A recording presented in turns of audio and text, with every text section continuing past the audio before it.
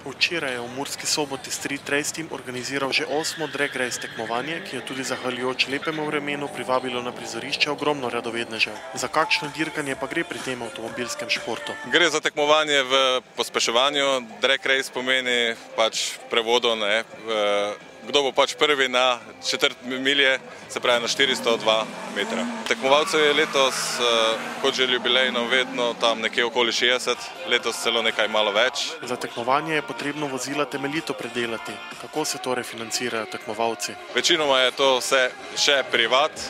Imamo nekaj avtov, kot so v top špici slovenskega drag racea, ki so pač financirane z strani tudi podjetij. Popolnoma ravna industrijska ulica, kjer vozniki dosegajo hitrosti okrog 200 km/h, pa je že precej uničena. Ja, kar se tiče ceste, apeliramo na mestno občino, mogoče tudi na republiško ministrstvo za ceste, da nam v bodoče eventualno popravijo to cesto, kajti potem bo še boljše.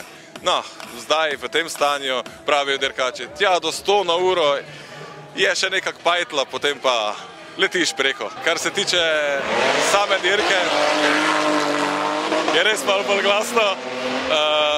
To je tradicionalna 8. dirka zapored že, se pravi 8 let zaporedoma že delamo te dirke.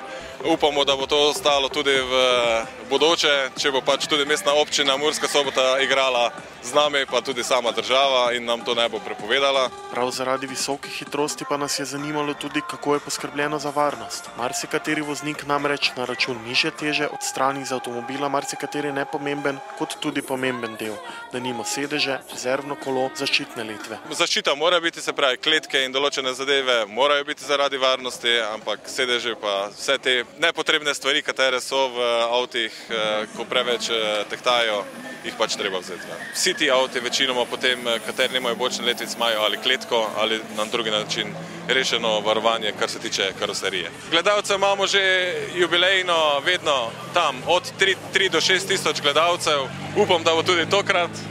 Zdaj je še začetek, ampak bomo videli. Upamo, da bo, Če vreme zdrži, kot kaže, bo v redu. Na letošnjem tekmovanju so se z moško konkurenco pomerile tudi 3 voznice. Nam pa se je pogled ustavil na zelenem Jugo kabrioletu, ki velja za najhitrejšega Juga v Sloveniji. V avtomobilu ima 2 sedeža, kaj to pomeni, da ga tudi sicer uporabljate vsak dan ali samo za dirke?